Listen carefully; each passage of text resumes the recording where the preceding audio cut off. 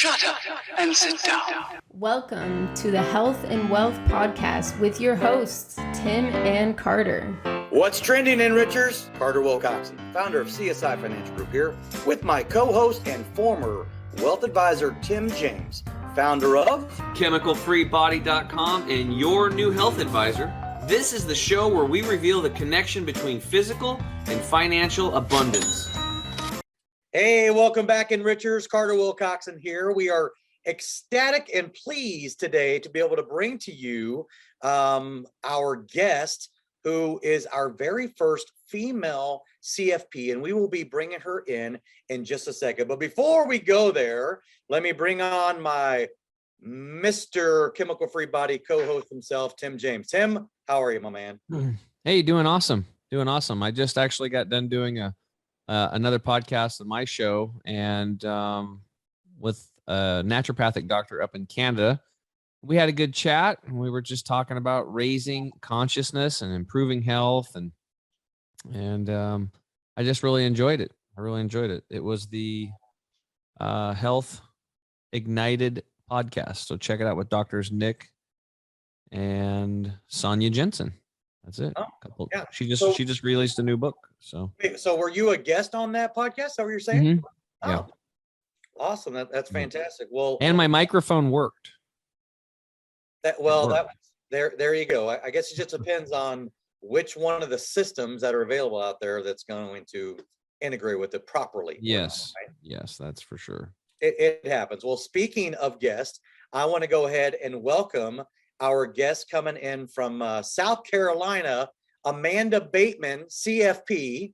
But we won't let that CFP define her. Amanda Bateman's got a great story, and she is here to share it with all of our enrichers. Amanda, how are you doing today? I'm doing great, Carter. Thanks for having me tonight. Absolutely, our pleasure. And so we're just coming off of Thanksgiving for everybody. So Amanda, how was your Thanksgiving? It was pretty nice. Yeah, got to go up to the mountains of North Carolina, not far from us, a couple of hours. Spent some time with family, eat way too much turkey, took a hike, so tried to walk it off. It's pretty nice. Nice. That's awesome. Now, one of the things that I learned pre-show, which my co-host is just getting ready to learn, is that Amanda is also expecting. So congratulations. Thank you. Oh, that's cool. Yeah, pretty pumped. Wow, that I want to change the whole direction for the third segment now. You can ask me anything about, I have so much data on how to help people get pregnant, but you're already there. So now let's make sure we that figured kid's that out super pretty healthy. fast.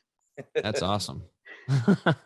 Well, you know what would be really cool, Tim, is remember when we had Diana Caprices on, and she used to be a doula, and I think it might have been episode number 19, 20, something like that. I'll make sure that I share that with you, but I think that would be an interesting podcast for you to listen to as well. Oh yeah. Those doulas are amazing people. Yeah, that sounds great. Yeah, that would I think fantastic. So anyway, I wanted to make sure that the enrichers got a chance to understand that some true blessings are on the show with Amanda getting ready to bring. I say getting ready. I mean, I guess you're in the first trimester, but early on. But whenever this launches, you probably you'll be in your second trimester by the time we launch. Yeah, I'm taking it a day at a time, but it'll be here before we know it. So yeah, that is awesome. And again, congratulations. Great deal. So, hey, listen up, enrichers. I am so pumped about being able to share Amanda's story. I've learned a little bit about her, along the way. And, she has a very unique niche industry that her company that she works for. And I know you want to, give praise to your founders and everything, and we'll get a chance to do that. And it is very, very unique. But before we go there, in the first segment, what we want to talk about is, how did you get into being a CFP? Because as we also talked about in pre-show, only 23%, I'm going off of memory here, only 23% of female advisors are CFPs. Is that what I remember? Close. Only 23% of CFPs are women. Oh. Yep. I don't know the statistics for how many advisors are actually CFPs. Financial advisors, as you know, covers a wide range of people doing different things. So not all financial advisors are created equally. Well, that's for sure. Some of you are missing a rib even, right? So anyway, that's a little bada boom boom. Where's your music at, Tim? On the Oh yeah, hold on. I gotta hold on. I actually have that. There we go. Perfect. I'm ready now. Sorry. Yeah, no, all good. Trust me, that was totally impromptu. I didn't know I was even going to do that myself. But Amanda, so it's interesting. The journey of a financial advisor, the journey of a CFP. I know many of an advisor who have attempted to become CFPs and do not do that. So obviously, you are wicked smart as well. So with all that being said, obviously you're fairly young when it comes to advisory and things of that nature, but let's go back, share with the enrichers, how did you really start your journey and your path to having a heart for helping people with their finances? Like, is that something that, from your family? Is it something that, you had a mentor as you were growing up or whatever, but not to put words in your mouth, but, share on how that journey really started. Yeah. So I did not grow up thinking I'm going to be a financial advisor. I definitely didn't think I would be a financial advisor for dentists, of all things. That is quite the niche. But what happened is I was a first-generation college graduate. I graduated summa cum laude from Liberty University in 2010. I got out, started adding up my student loans, and thought, oh, wow, I am never going to pay this off. I'm never going to see this much money. And I was really distraught, honestly. I thought, I had gotten through college. I was really proud of that. But being the first generation college graduate, didn't have the mentorship or support from family or someone who had been through the process before me. So I started just getting interested in financial planning from a personal side for myself. And really, it started with basic budgeting, learning how to tell my money what to do instead of just scrambling at the end of every month. And that led to just some Google searches. Honestly, I ended up finding this thing called a certified financial planner certification. I saw all the different areas of financial planning that covered, and I thought, that's really important information for me to know. I should probably pursue this. So at the time, I was working in property and casualty insurance, started to pursue my CFP on my own. Took me a number of years, but finally in 2018, I did sit for the exam for the first time and pass it. So it was a really natural occurrence. It just came to me as a series of what I call unfortunate events, which became pretty fortunate ones because now I get to help people with money every day and I really enjoy it. So I consider myself lucky. Wow. So there was nothing sort of as you were growing up that attracted you to anything like this. It wasn't like you were like in seventh grade and you met somebody and you're like, oh, money, that could be interesting. Or do you think that that's a little bit of maybe why females are so lacking in this industry? Because it's just not something that they're attracted to unless things like happen to you where you're like, I just have to take the bull by the horns and learn about my own finances. Yeah, I think it's very much a male dominated industry. I had a friend in high school whose dad was a financial advisor. He actually helped me file my first taxes ever when I was, I think, 16. I actually found a copy of those recently, and when I was shredding some old papers, I thought, man, I got to get rid of all this paper. But so I knew of financial advisors. I knew it was a thing, but I thought I was going to be a teacher. I had a teaching scholarship at a state school in North Carolina. So that's what I was going to do. Then I did a semester of that and said, no, this is not for me. I'm not going to teach. That I thought I was going to do American Sign Language, but I was going to have to do a whole extra year of college. And that was just too much for me to do. So I didn't do it, which now is absurd because I've done so much school and licensing and everything after getting my degree. But yeah, I mean, I really did stumble upon this career. As far as why women aren't attracted, I think they're attracted to more traditionally female roles like teaching, like I was interested in. And I don't think that there's anything wrong with that. I think finding something that you really enjoy doing and that you can, make a living and make a connection with people in your life and have a supportive community. I think those are the more important things. But I do enjoy being in a male dominated industry. Really, we stand out as women in our industry, and sometimes that can be a struggle. It wasn't an easy road for me to get to where I am today, for sure. But in the long run, it's definitely worth it. And I love being able to help other people who are pursuing their CFPs now or interested in breaking into financial services too. Yeah. So was there anything, do you think, that helped you prepare for, obviously being a teacher and you were going down that road, that had to have prepared you a little bit, but I'm just wondering, your formative years, was there anything you think that, helped you, maybe playing sports and again, I'm not sure if you play any type of sports. I know that you mentioned your daughter's in gymnastics and stuff. So I have a sneaky suspicion apple doesn't fall far from the tree. So do you think there's anything like that that helped you to be a successful at what you're doing today? Possibly. I've been told my whole life that I'm a natural leader, so I'm not surprised to be in a career where I'm helping to, in a way, lead people in their financial well-being. I did sports growing up. I did all of those sorts of things. But if we're getting to the heart of what I think attracted me to financial planning, just in general, other than that true, like I had that true moment of, oh my gosh, what am I going to do here? Is I have a really strong desire to be very independent and to not depend on other people. And so one way to do that is to have your financial life in order.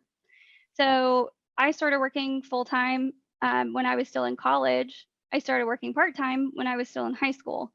So from the time I could work, I did work. And the reason I did that is because it allowed me to have my own independence and to depend less on other people, financially speaking. So I think there can be different things that lead people down that path.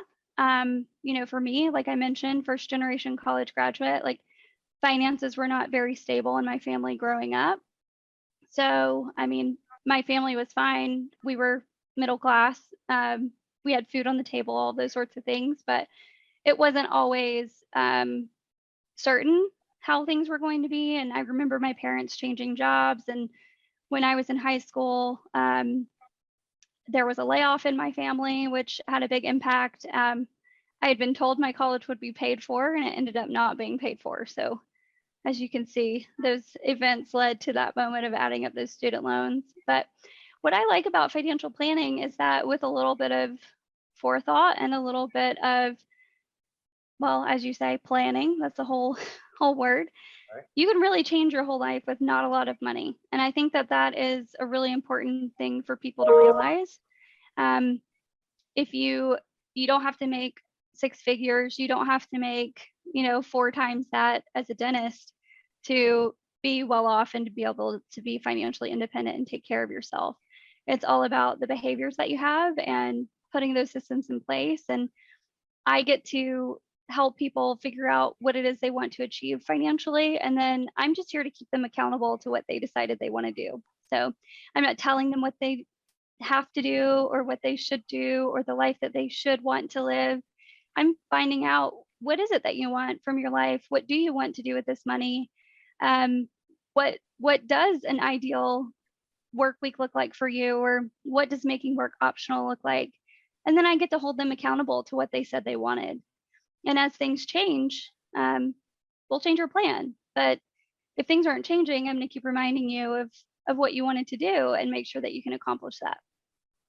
Cool. Well, I know that in the second segment, we're going to get a little bit deeper into, the type of, planning and what your clients look like and everything. But I want to go back and, you mentioned that you played sports, and I played sports my whole life growing up, playing baseball. I know Tim James, he's an athlete. He played sports and everything. And I just have this sneaking suspicion that the theme that I've noticed is that people who play sports growing up tend to be those types of, leaders and entrepreneurs and stuff like that. So what kind of sports did you play growing up, Amanda? I really wish I could say I didn't play sports just so I could mess with you, but I did. Of course I did. I did softball. I did basketball, and I did cheerleading, which is a sport. Yes. Just to be clear, Yep. cheerleading is a sport. Well, anything you can break something in is a sport. Well, I don't know. I could break something walking up and down my stairs, which I was not far off from the other week. So I might not be that generous, but That's called yeah. power walking. Yeah. So basketball is probably my favorite, although I didn't go very far with it, but did enjoy it. And then, so when it comes to basketball, I'm assuming you were a 2 guard or a point guard. I couldn't even tell you anymore. It was so long ago. And I'm super short. I'm 5'2", so. She was definitely a center. Yes. Oh, that sounds right. I'm terrible. I've lost it all. Who's probably like she's like Charles Barkley. Yeah, totally. She plays a foot taller. Yeah, Matumbo. Totally right. That's funny. So then, so basketball was your favorite. Didn't necessarily take it as far, but now softball, which is interesting, near and dear to my heart. My wife, who played softball at Baylor University, I always like to give her a shout out every chance I get on this podcast, because she helped me to become the man I am today. So I want to give her all the props there. But she played softball, and that was for her, a bit of a leadership role, and it took her to places that she probably never expected, because she did go pretty far with it. So do you remember much about your softball career, if you will, growing up? Yeah, I started with t-ball, so it's probably what I spent the most time doing from my youngest years. But I ended in middle school. I didn't play in high school. I do remember I was a cheerleader and a softball player in middle school. This must have been probably 7th grade. And my coach had told me I could do both. I think it was the cheerleading coach had said, yeah, you can do softball and cheerleading. And then there was like a conflict with a game I was supposed to be at with softball. I think it was like basketball. I don't remember what it was. But she was like, if you don't come, you're not on the squad anymore. And I was like, okay, I'm going to the softball thing. Bye. So I really liked softball. It was a lot of fun. We had these like custom helmets that somebody had painted for us. We were the Tigers. Like, I just remember stuff like that. It was a fun thing. My mom came to all my games. My brother would come. It was a lot of fun. Yeah, that's awesome. Well, I know that I know we're probably coming up, and I don't have the timer on this thing like my. We're ready. Is it close, Tim James? Are we coming up to that break? Yeah, we're ready, buddy. Okay, all right. Well, I'll let you take us out to break, and Amanda, thank you for sharing some of your backstory there. Appreciate that. I'll try to do my best. Okay, enrichers, we're going to break. See you in a little bit. Estate planning. What does that even mean? When the inevitable happens for everyone on this planet, your estate plan kicks into action. But first, let's start with what an estate is. An estate is simply everything you own. Now, here's the issue and what needs to be understood when this event occurs. You only have 2 choices on this plan.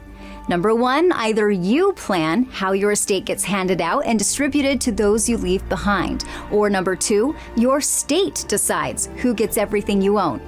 For the first time ever, you can now take complete and total control of this plan that you've been deprived of for most of your life and generations before you. You can get personalized assistance along the way with a team of specialists whose job it is to make sure you have true peace of mind. It's important to understand that estate planning is a journey, and rest assured that our team will be available to you all along the way and at every step. Welcome to eState Plan, home of the last estate plan you'll ever need. To learn more, make sure to reach out to your local advisor licensed with us, or go to our website for more information.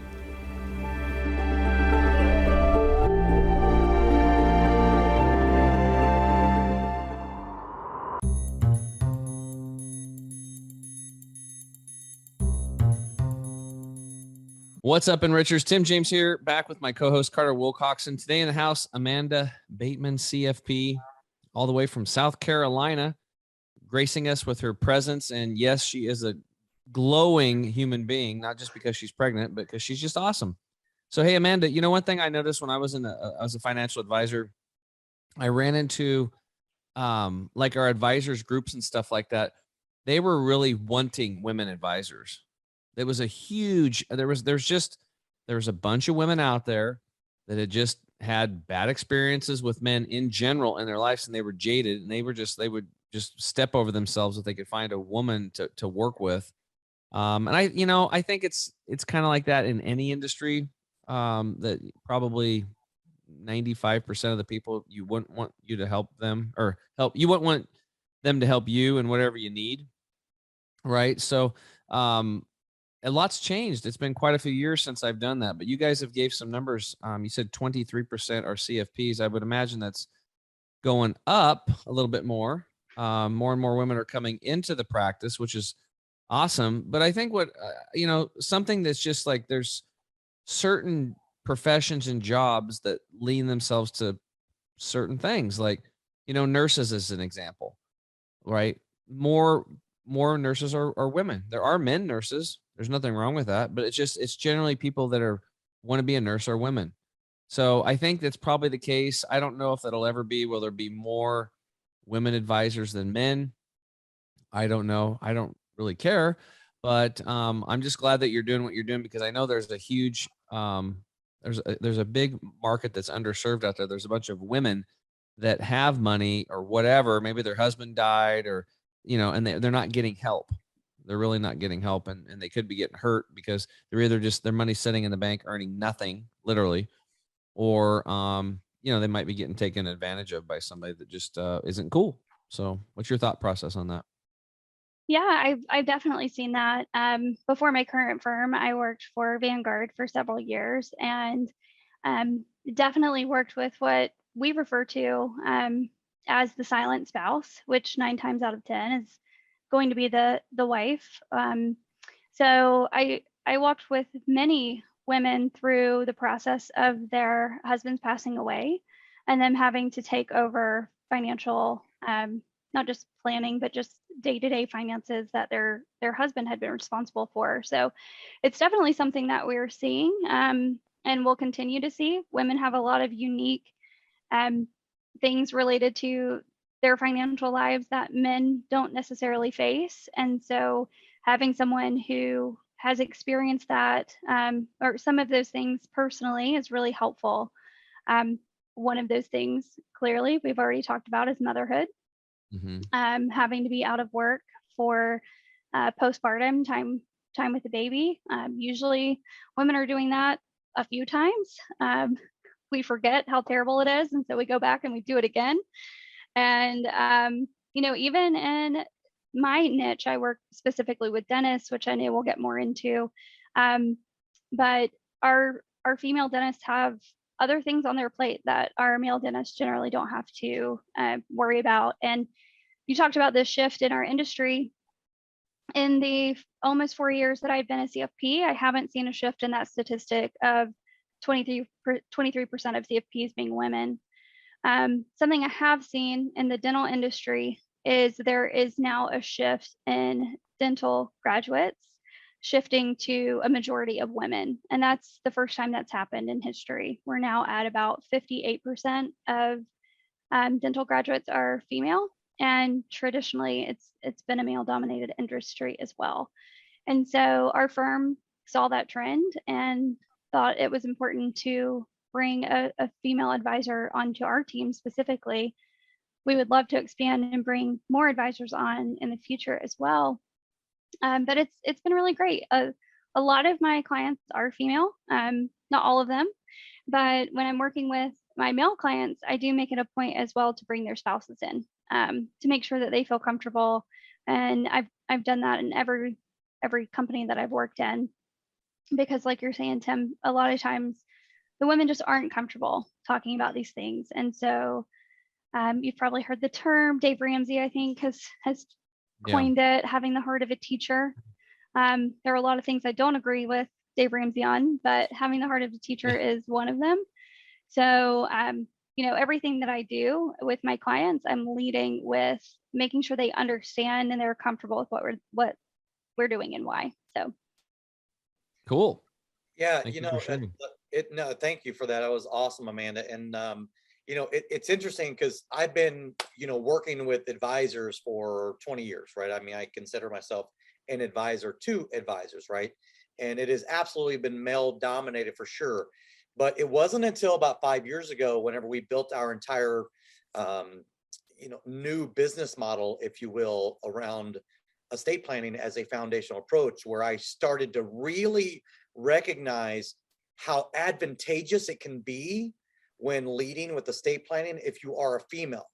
And a lot of that is because, and the reason why, you try to engage with the women that come in and you're having these meetings, I think it just, from the perspective of a client meeting, right? You got the husband and you got the wife with the, traditionally speaking, a male advisor. I think the female advisor doesn't engage because she doesn't resonate, because there's a disconnect between life's experiences, if nothing else, right? So I quickly recognized that our business model, which is why I was so excited about you being a guest on the show, and for you to, potentially learn more about our triumvirate of planning that helps advisors grow their practice between estate, financial, and legacy planning with legacy stories, because the legacy stories component is the emotional connection that we have added to the mix that really helps to encourage much more the female component of the emotional aspect of planning, because the estate and the financial planning, that's how all the stuff gets done. But it's the emotional aspect of legacy planning and how you're going to be remembered on why we added legacy storage, which I know you probably haven't even had a chance to learn much about that additional component that we just added. But we did that for a specific reason, and it was to engage the silent spouse, as you called, the wife in a lot of these instances, to become part of the overall planning aspect around these households that our advisors work with. And I think leading from a female perspective that's incorporating that is just hugely advantageous in this marketplace. So that was my diatribe, if you will. But so let's get into a little bit about dentist advisors and that niche that you are in, because you are definitely the first that I know small business owners, that's a niche that a lot of advisors get into, but you're specifically dealing predominantly or only, I'm not sure. Share with us about that niche market that your founders, if you want to talk about your founders a little bit, their vision and everything and how you came into the firm. Let's talk a little bit about, all of that stuff, if you don't mind. Yeah, so Dentist Advisors was founded about 15-ish years ago. I'm not exactly sure the exact year, but about 15 years ago by Reese Harper and Ryan Isaac. And they started out because they recognized the, opportunity to help dentists with their finances. But they weren't quite sure if they were going to start with financial planning or were they going to do consulting for dentists. And something that I've learned since coming into the dental industry is there is all kinds of support for making sure a dentist is successful in their business.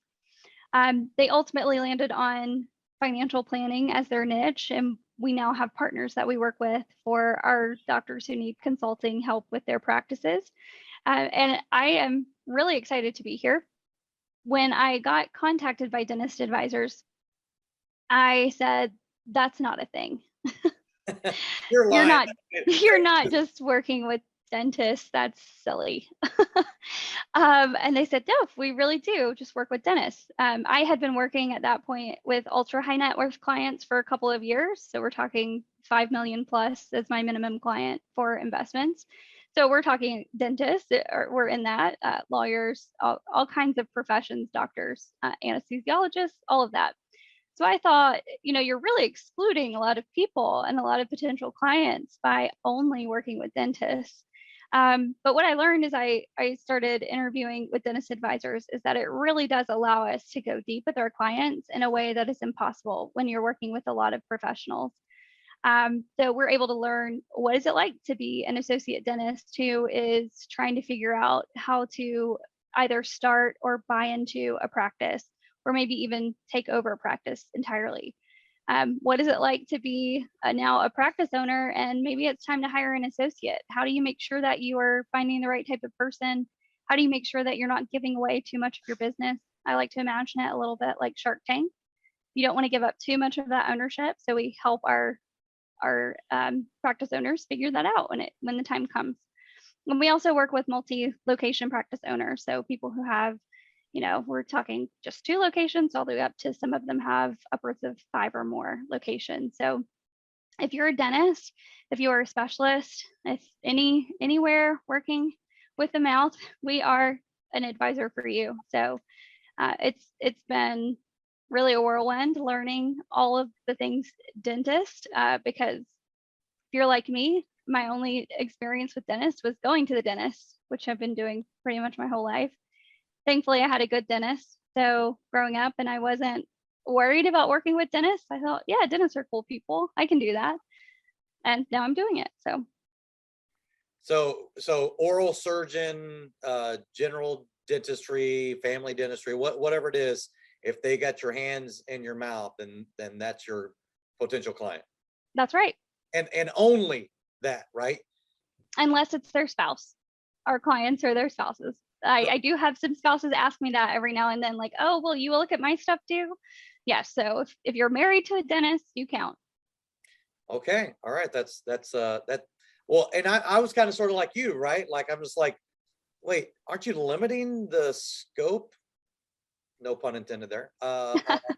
On who you can be able to advise on. That seems like you are limiting what that is. But I love the idea of specializing in having your own niche, because no one else can really penetrate that. I mean, a lot of the things that we've developed, whether that's through Epic or CSI, was to differentiate our practice from everybody else's, because we know it inside and out in that industry as a whole. From your perspective, I'm sure that really helps to win what I call the relationship war whenever they're looking to who's going to be their advisor. Well, if I'm a dentist and this firm only works with dentists, as opposed to this person who's like runs the full gamut of, from zookeeper to, superintendent to, whatever. I think if I was a dentist, I would probably choose your guys' organization as well. So kudos. Yeah, I mean, I get that a lot. When I'm meeting with a prospective client, we have consultations. We're not at all salesy people. So if we have any dentists listening who are interested, definitely you can hit us up at dentistadvisors.com and book a consultation. But when we're talking with our clients, a lot of what we hear from them is, we're coming to you because you only work with dentists, and we want to know what that's about and what is the real benefit there. And having been an advisor for the general audience, every type of investor throughout at some point during my career, I'm really able to help clients see the difference. There are a lot of rules of thumb. We actually just had a podcast episode. Dave Ramsey's not speaking to you as a dentist. So there are a lot of rules of thumb out there that just simply don't apply to dentists because of everything that they have on their plates, the level of income that they have the potential for. So we're really able to help them make sure they're approaching things in a way that's going to help them get ahead as much as possible. But really with that goal of making work optional. It's not about making yourself the richest person ever, like I was talking about earlier. It's really about figuring out, what do you want your life to look like, and how can we use your resources to make sure that's happening. Yeah, that's fantastic, and that makes all the sense in the world. To me, that helping them to be able to establish, and they've got to feel like there's an entire team of people that get them. I mean, and I don't know exactly how your firm works, but just out of curiosity, are you a national firm? Hypothetically speaking, someone's listening to this podcast in Portland, Oregon, or Tallahassee, Florida, or wherever, can you guys, or do you, does Yeah. your firm work with dentists all over, even though you might be in South Carolina and they might live in Phoenix, Arizona? Yeah, good question. So we are a national company. I'm the only person on the East Coast, so I like to tell everybody that I'm the head of the East Coast for dentist advisors. But most of our advisors are based out of Salt Lake City, Utah. We have one advisor in California, and that's Ryan, our co-founder. But we work with clients all across the country, as I have done my whole career in financial planning. So yeah, we work everywhere, and especially I think the pandemic has really helped a lot with our industry too, and with our business specifically, because people are just much more comfortable with the virtual meetings than they were pre-pandemic. For our team though, we have 6 financial advisors, and of course I'm the only female advisor. Of course. So if anybody's looking for a specific female advisor, that's going to be me if you're working with dentist advisors. But we have a great team of advisors. So I don't discriminate, but I understand people's preferences one way or another. So.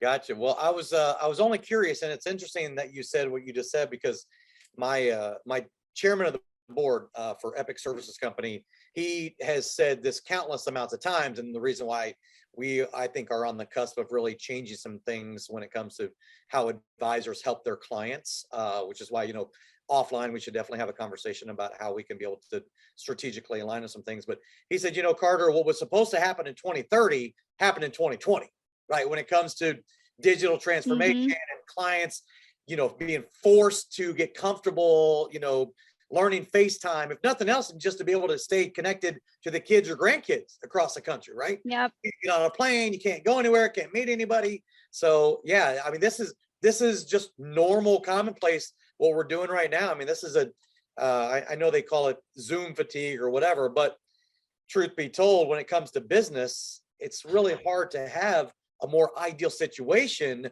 than, from a growing network of advisors whose clients could be anywhere in the country. It's been pretty beneficial. Obviously, it sounds like for you guys as well as for us. Yeah, So, I wouldn't have it any other way. I worked in the office for all of my career, like the rest of us, up until, or most of us, not everyone, up until March 2020, and I would not go back to the office. Now, meeting in person, love it, happy to do it. I was just out in Salt Lake last weekend visiting with my team and doing our holiday service project and just getting some true FaceTime together. But I love the flexibility and autonomy of the virtual work environment. And I think it's a great benefit for my clients who have busy schedules too. And they don't have the time to get in the car and drive and meet with an advisor just to talk with them. I'm very available to my clients, as are the rest of our advisors. And, being able to reach someone on FaceTime or text or email, whatever works for the client works for us. And we've never had that before. So it's really great. Yeah, and you also save a lot of miles on your car too. So everybody's going to have all these low mile cars in about 10 years. Nobody's driving anywhere, staying at home. Great. Yeah. Well, that's good. So we're going to take a quick break, guys. And when we get back, we're going to flip the script and let Amanda ask me anything she wants about health. We'll be right back.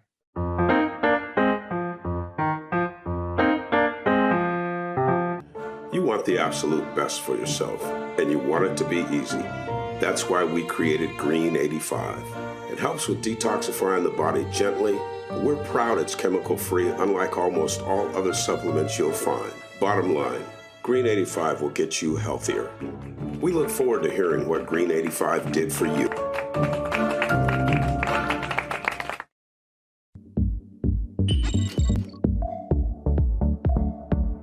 To get this product and our other amazing products, go to chemicalfreebody.com. That's chemicalfreebody.com.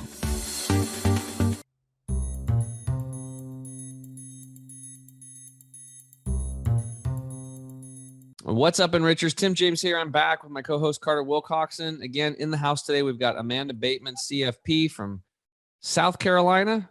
That's right. Oh my God, I got it right. For some reason, I was thinking North Carolina. I know it's not North Carolina, it's South It's Carolina. because I'm from North Carolina. It's tricky. Okay. They got me there. Yeah. Well, this is the moment in time in this space-time reality, Amanda, that you get to ask me any question on health. So go for it.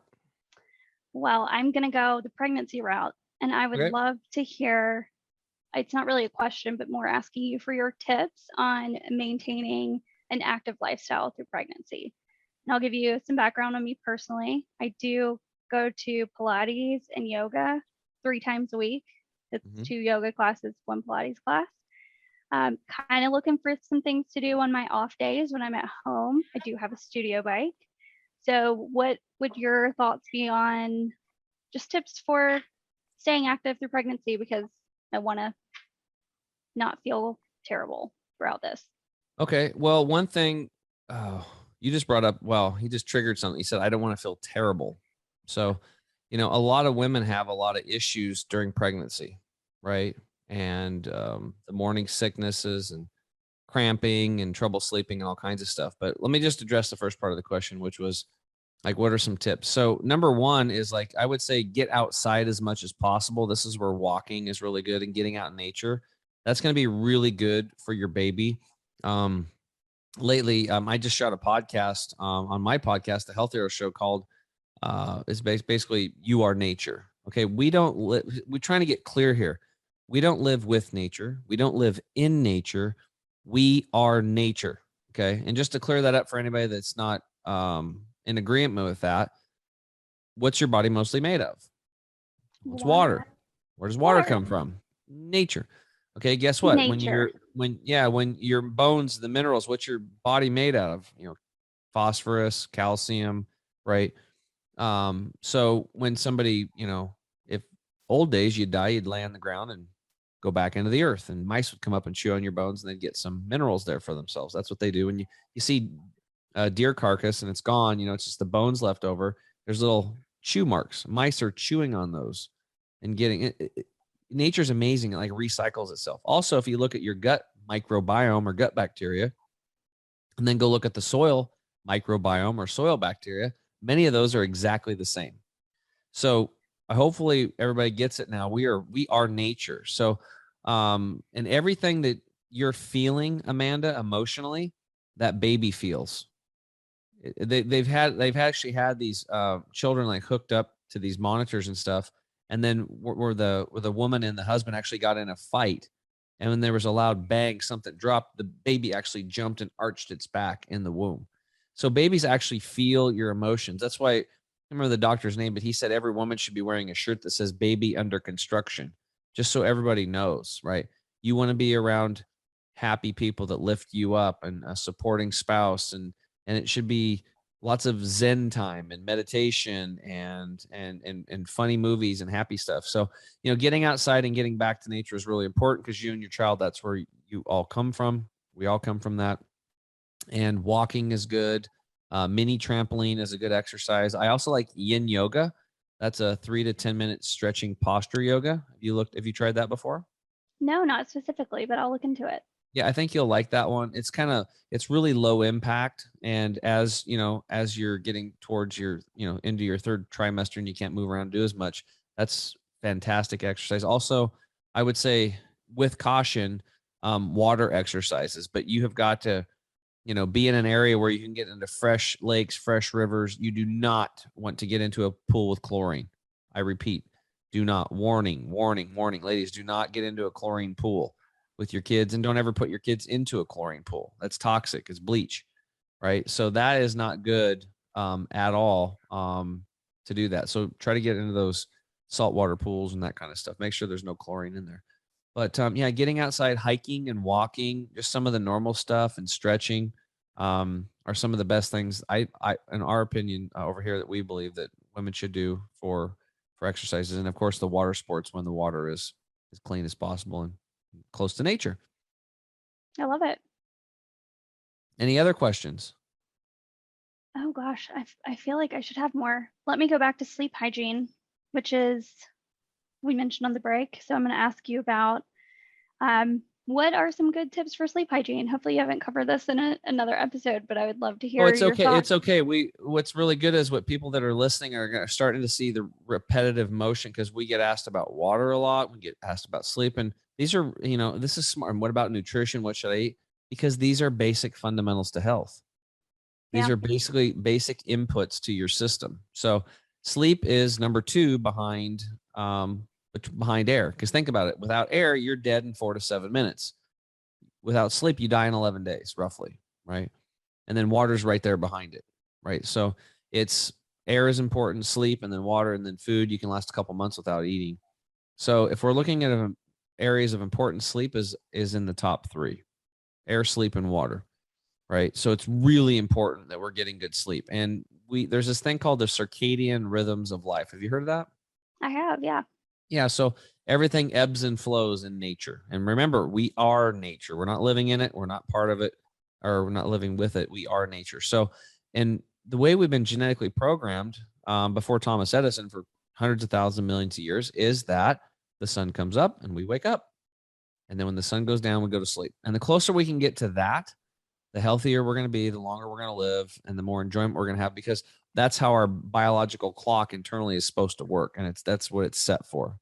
Right. So, but with the advent of, the light bulb and first candles and being able to stay up after dark and fire, and then the light bulb and stuff like that, we stay up later. Now there's blue screens and all this stuff. So when you have all these lights going on late, your body, your eyes are receiving these lights, and it's telling your body, it's like, stay awake, stay awake, stay awake. And it doesn't start producing melatonin. But when it gets dark out, then your body knows, it's very intelligent. It starts producing melatonin to help you drift into that deep, restive, restorative sleep. And that's the key. We want to get into a deep sleep. There's actually a national crisis on our hands right now. It's called shallow sleep syndrome.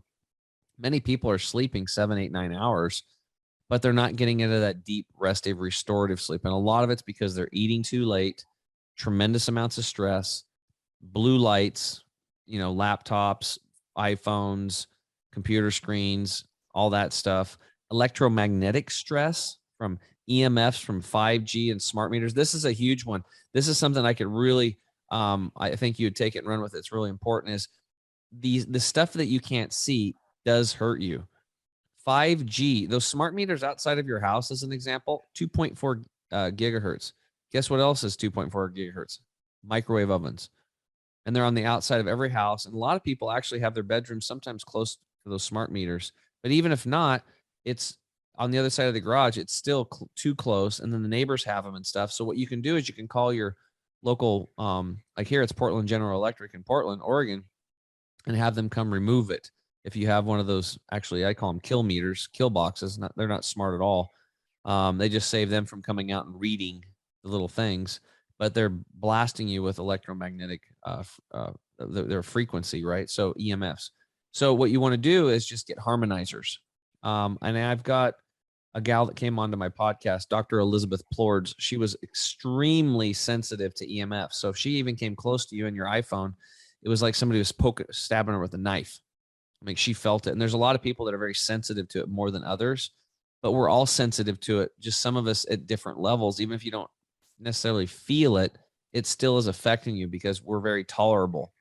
And we've seen this every single time there's a rollout, 2G, 3G, 4G, 5G, there's a tremendous amount of sickness and deaths and stuff like that that happens in the hospitals, and it gets blamed on, flus and other type of things. But so these things are really important. Also, baby monitors are scary. Those things are blasting the kids too. So I know a lot of parents have them to keep safe from the child, but it's sitting there right next to them, resonating and zapping the child. So there's blankets and stuff that you can get. Also switching gears here, grounding pads. Like you and your husband, do you guys ground? Do you have grounding mats and pads? I was just talking with my mom about this because she has some health issues, and I was telling her she should look. I don't have one myself, but I was really recommending my mom with her health issues to have one. Yeah, it'll help you sleep through pregnancy and after pregnancy, and it's definitely, you want your kids to do it. And again, you can look into nature. If you're a human being and you've lost your instincts, go ahead and put a grounding pad down on the ground and see what happens. Cats and dogs will go start laying on them, right? And it's because they pick up the frequency. They pick it up. So it's really simple. The earth puts off a frequency. That's why you hold up a compass anywhere you go and the needle moves. What's moving the needle? Well, there's energy there. And that earth is just, we're just bathed in these things when our bare skin's in contact with it. The second we remove contact from the earth, because remember, that's what we're from. That's the mothership. Inflammation begins. Yep. And then that's the precursor to all disease. So as soon as you touch your bare feet, barefoot and pregnant, that's where like that came from. Boom, the inflammation starts dropping down. So outside of the house and the residential and commercial buildings are iron rods driven down. That's the third prong. It's the foundation to the electrical grid in the house or the commercial building. And that's what you plug in these pads or mats or sheets that have silver threads in them that can bring that frequency through that third prong into the threads and into these mats. You sleep on it. And I have them right here. Like this is a grounding pad right here. And I've got one down below me. So I'm stepping on it and I'm grounded while I work and I'm grounded while I sleep. So most of the time when I'm in the house, I'm grounding because I know it reduces inflammation on a cellular level and charging my cells and giving me energy. And it's a disease preventative measure as well. And it's passive. I don't have to really think about it. That is a very powerful tool. And we do things like this over here in our coaching program. We teach people these things. We get them to implement them one by one, stack them. And then eventually, they boost their immune system up and, they start feeling better. They get their energy back. They get their life back. And then, the weight loss and all the other stuff people are looking for. But, sleep hacks. I gave you a couple good ones. Grounding mats, crack your window at night. I would really strongly suggest that you guys really look at, and your mom too, especially if she's in the conquest of disease or something, is the air quality, making sure that the windows are cracked. Again, all these new homes that are being built that are energy efficient, they are like toxic coffins because for 4.5 years after you paint a room, the paint is off gassing these toxic chemicals. The floor, the carpet is off gassing formaldehyde. The pergo floors, those ones that laminate floors, they're off gassing chemicals directly linked to autism in children, and kids are crawling around on those deals, right? So we have to get back to natural woods, natural stone, and if you really want carpet, I would say go with some type of a wool or something like that. But carpets get dirty and nasty. Like if you ever pull up carpet, you'll never buy it again. They're pretty. I mean, it's really comfortable to walk on, but just get a rug, because at least a rug, you can take it outside and beat it and let the sun hit it and let the UV rays, do their job and sterilize things, or you could wash it, run it through a washing machine or something like that and then dry it. But those are a couple tips. Also, I think infrared saunas would be really good. That really helps people sleep. And you can also, right before bed, just rinse off in the shower. Take a hot bath is another good thing, or just rinse off in the shower really quick. And then just that water going over your body really quick will help you calm down and help you sleep better. While you were talking, I thought of another question, which Sure. may be off the topic of your normal, your normal topics. How do you plan to be buried? Well, I would prefer not to be buried at all. I'd rather just be tossed out on the ground and leave me alone, because I would like to be natural. So I'm going to try to. This has been my thought. I've told my husband, like, I do not want any chemicals. I want you to build a pine box, which I understand is a lot to ask my husband to do when I'm dead, but he knows this. He's got plenty of warning. So he knows I don't want any of the normal things to preserve me for the funeral home. Like, if you want to see me, you got to see me quick. Get your grieving process started, and then I want to be in the ground and just wood. That's all I want. Yeah. Well, for me, because we have a lot of ideas around this, and so death in our society and stuff, in a lot of places is it's looked at, it's feared, and we're in fear mode, because I don't think people really are tapped in, tuned in, and turned on to their spiritual path. I know I wasn't, and to understand that, like, how could you one day just like you're born and poof, where did you come from, right? Even Bruce Lipton said, like, he's a 50-year cell biologist researcher, totally didn't believe in religion, none of that stuff, God, none of it. He's totally atheist. And then he looked at the cells and he saw that there was receptors on the cells and that they were getting frequencies from somewhere. And he's like, wait a minute. And he went from one day not believing in God to instantly being like, oh yeah, there's a God, because we're like TVs. We have like antennas. We're like a radio station, right? So the signal comes in. Like, where do these thoughts and ideas come from, right? Where the excitement and joy, where does it come from? It's like, and to think that you die, you always exist. You can't, you're just a free flow of energy. And just this, we just happen to be in this body right now doing this thing. And I don't know what's going to happen when I die, but I know that we are eternal. I know that. I don't know how it all works. I'm still working on that part, but I don't want a box. I don't want anything. I just like throw me on the top of the dirt and, get the mice need their calcium in the winter. So let them chew on my bones. I'm off doing something else, right? This is just minerals and water and whatever else, it's just a suit. Not at all what I expected we would cover today, but I love it. Yeah.